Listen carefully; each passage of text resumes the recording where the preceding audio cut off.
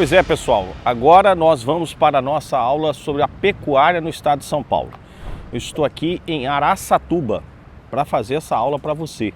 Araçatuba é uma cidade muito significativa quando a gente fala de pecuária de corte. Por quê? Aqui é considerada a capital do boi gordo. Uma expressão interessante porque no passado as boiadas vinham de Goiás, Mato Grosso do Sul, e chegavam aqui muito magras, né? Porque o transporte era feito pelo peão boiadeiro, nas chamadas comitivas, né?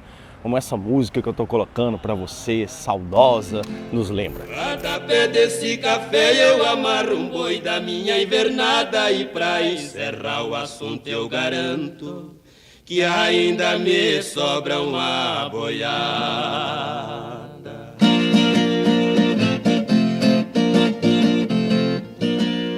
Foi um silêncio profundo, o peão deixou o povo mais pasmado, pagando a pinga com 1000 cruzeiros.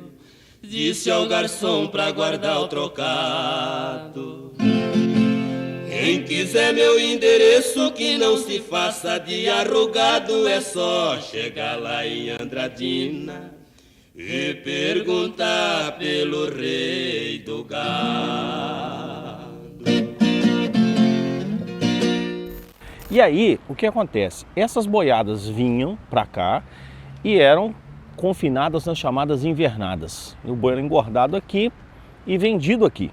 Então, até hoje, a cotação da arroba do boi tem como referência Araçatuba. Isso é um detalhe interessante. Mais do que isso, para a sua prova, o que é interessante a gente refletir sobre essa espacialidade aqui de Araçatuba? As transformações do espaço agrário. Então vamos lá. 1908, uma data interessante para cá, porque você tem o ramal de uma ferrovia, né? A ferrovia Noroeste. Esse ramal chegou até aqui e dinamizou uma série de relações dentro dessa cidade. Aqui você tinha uma territorialidade indígena muito importante. Essa territorialidade foi desmantelada, né? A população indígena foi dizimada e aqui se implantou a cultura do café. Então, em 1908, nós temos o café entrando aqui em Araçatuba. Nós temos também a presença dos imigrantes italianos, alemães, japoneses que vieram aqui, né, para essa região.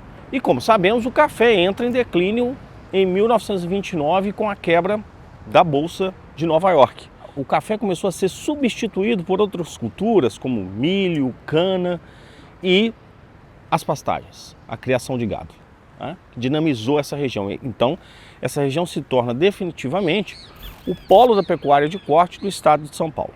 Importante a gente refletir sobre isso, porque a partir dos anos 40, você tem aí o declínio definitivo. Teve uma geada aqui nessa região, muito forte, devastou as plantações de café, e aí você tem definitivamente a pecuária ocupando a centralidade econômica desse espaço.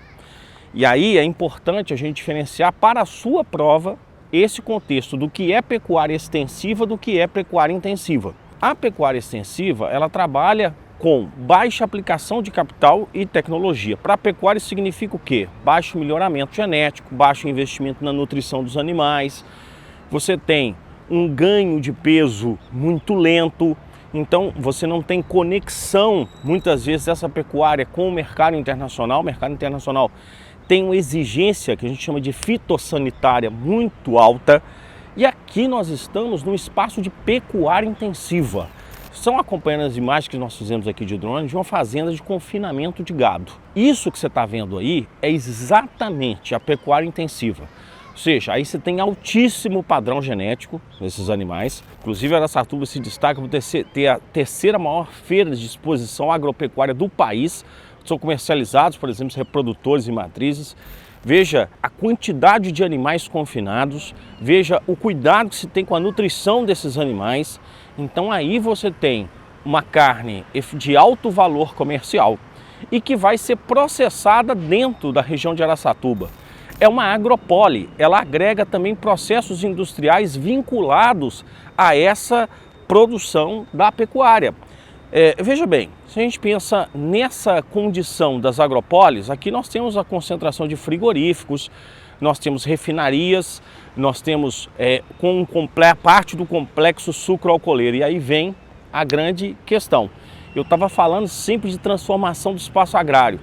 Então aqui você não tem só pecuária intensiva, ela é um vetor importante hoje, mas enquanto riqueza ela já foi superada por quem? Pela cana-de-açúcar. A cana-de-açúcar se expande, se interioriza, é a cultura que mais se expandiu no Brasil. Então a cana que tem como polo Ribeirão Preto, nós temos aula em loco em Ribeirão Preto sobre o complexo sucroalcooleiro, mas ele chega também ao oeste paulista. Araçatuba tem uma localização muito privilegiada do ponto de vista logístico e ela consegue, a partir de entrocamentos de rodovias, hidrovias, receber todo esse contexto da produção canavieira e processar ela aqui. Araçatuba já está sendo considerado o novo polo da cana-de-açúcar no estado de São Paulo. Então você viu nessa aula como é que o espaço agrário ele sofre transformações. E aqui, exatamente nessa região, o peso histórico e atual da pecuária de corte.